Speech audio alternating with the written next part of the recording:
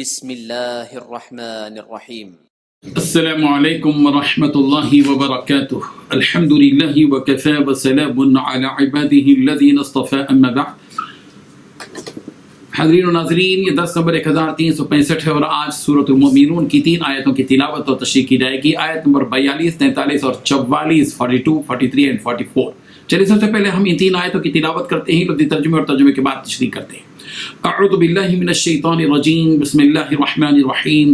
ثم انشأنا من بعدهم قرونا آخرین ما تسبق من أمة أجلها وما يستأخرون ثم أرسلنا رسلنا تترى كلما جاء أمة رسولها كذبوه فأتبعنا بعضهم بعضا وجعلناهم أحاديث فبعدا لقوم لا يؤمنون۔ صدق اللہ العظیم۔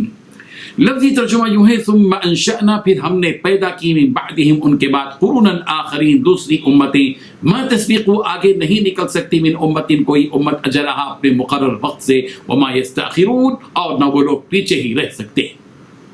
ثم ارسلنا، پھر ہم نے بھیجے، رسولنا، اپنے کئی رسول، تترا، پے در پے، کلما جاء، جب بھی آیا، امتن، کسی امت کے پاس، رسولها، اس کا رسول، کذبوه، تو انہوں نے اسے جھٹلایا، فاتبعنا، چنانچہ ہم نے پیچھے لگایا، بعضهم، ان کے بعض کو، بعضا، بعض کے، وجعلناهم، اور ہم نے انہیں بنا دیا، احادیث، قصے، کہانیاں، فبعدا، لہذا رحمت سے دوری ہے، لقوم، ان لوگوں کے لیے جو لا یؤمنون، ایمان نہیں لاتے۔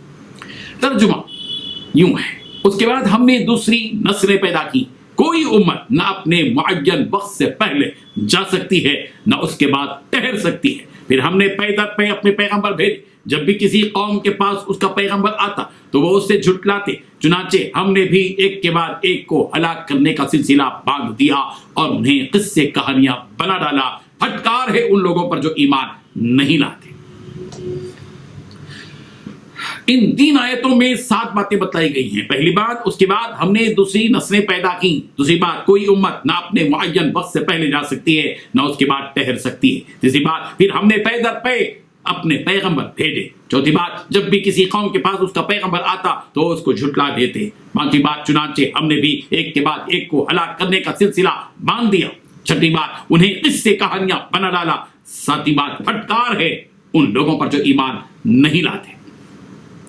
بزرگان محترم، سورہ مومنون میں حضرت نوح علیہ السلام اور ان کی قوم کا تذکرہ کیا گیا، اس کے بعد حضرت ہود علیہ السلام اور ان کی قوم کا تذکرہ کیا گیا۔ قوم ہود کی ہلاکت کے بعد اللہ تبارک و تعالی نے کئی قوموں کا وجود بخشا، جیسے حضرت صالح علیہ السلام کی قوم، حضرت لوط علیہ السلام کی قوم، حضرت شعیب علیہ السلام کی قوم، حضرت ایوب علیہ السلام کی قوم، وغیرہ وغیرہ وغیرہ۔ ان تمام قوموں کا تذکرہ قرآن مجید کی مختلف صورتوں میں موجود ہے۔ اللہ تبارک و تعالیٰ یہاں یہ حقیقت بیان فرما رہے ہیں، ما تسبق من امت اجلها وما يستأخرون، کوئی امت نہ اپنے متعین وقت سے پہلے اس دنیا سے جا سکتی ہے اور نہ اپنے وقت کے بعد اس دنیا میں ٹھہر سکتی ہے۔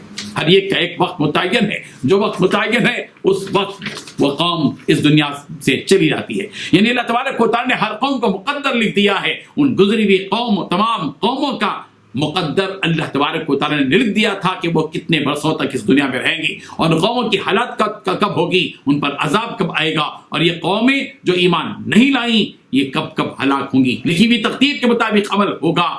کوئی قوم اپنی مقدر کردہ وقت سے پہلے ہلاک نہیں ہو سکتی اور اپنے مقدر سے زیادہ وقت تک اس دنیا میں ٹھہر بھی نہیں سکتی۔ اللہ تعالیٰ کے ہاں ہر چیز کا ایک اندازہ مقرر ہے، وَكُلُّ شَيْءٍ عِندَهُ بِمِقْدَارٍ، ہر چیز کا اللہ تبارک و تعالیٰ کے پاس اندازہ مقرر ہے۔ سورۃ النحل کی آیت نمبر 61 میں اس بات کی جانب اشارہ دیا گیا، فَإِذَا جَاءَ أَجَلُهُمْ لَا يَسْتَأْخِرُونَ سَاعَةً وَلَا يَسْتَقْدِمُونَ، جب ان کا اجل آ جاتا ہے، ان کا وقت آ جاتا ہے تو نہ ایک گھڑی آگے ہوتے ہیں اور نہ ایک گھڑی پیچھے، بلکہ اپنے مقررہ وقت پر ان کا اجل، ان کا آخری وقت آ جاتا ہے۔ اس کے بعد اللہ تبارک و تعالیٰ اپنے رسولوں کے بھیجے جانے سے متعلق یہ بات ارشاد فرما رہے ہیں کہ ثم ارسلنا رسولنا تترا، پھر ہم نے پے در پے اپنے پیغمبر بھیجے۔ یعنی ہر امت میں اللہ تبارک و تعالیٰ نے ایک ہی بات دیگر رسولوں کو اس دنیا میں بھیجا۔ سورۃ النحل کی آیت نمبر 36 میں یہ حقیقت یوں بیان کی گئی، وَلَقَدْ بَعَثْنَا فِي كُلِّ أُمَّةٍ رَسُولًا أَنِ اعْبُدُوا اللَّهَ وَاجْتَنِبُوا الطَّاغُوتَ فَمِنْهُم مَّنْ هَدَى اللَّهُ وَمِنْهُم مَّنْ حَقَّتْ عَلَيْهِ الضَّلَالَةُ، اور ہم نے بھیجا ہر امت میں رسول، اور رسولوں نے یہ پیغام اپنے اپنی امتوں کو دیا کہ تم اللہ کی عبادت کرو اور طاغوت سے بچو، شرک سے بچو۔ پس ان میں سے وہ بعض وہ تھے جن کو اللہ تبارک و تعالی نے ہدایت دی، اور ان میں سے بعض وہ ہیں جن کے اوپر ضلالت مقدر کر دی گئی۔ اور قوموں کی حالت اللہ تبارک و تعالی نے بتلائی کہ کلما جاء امۃ رسولھا کذبوا، جب بھی ان قوموں کے پاس ان کا رسول آیا تو وہ اس رسول کو جھٹلا دیے۔ قرآن مجید کا مطالعہ کرنے والے اس حقیقت سے باخبر ہے کہ جن جن قوموں کی طرف اللہ تبارک و تعالی نے نبیوں اور رسولوں کو بھیجا، ان قوموں نے اپنے نبیوں اور رسولوں کو جھٹلایا، ان کے پیغام کا انکار کر دیا، ان کا مذاق بھی اڑایا۔ سورہ یاسین کی آیت نمبر 30 میں یہ حقیقت یوں بیان کی گئی، یا حسرتاً علی العباد ما یأتیہم من رسول الا کانوا بہ یستہزئون۔ اس کا مطلب یہ ہے کہ جب بھی کوئی رسول ان کے پاس آیا، ان قوموں نے ان رسولوں کا مذاق اڑایا، اور ان قوموں کے جھٹلانے کی وجہ سے اللہ تبارک و تعالیٰ نے بھی ان کی ہلاکت کا سلسلہ باقی رکھا۔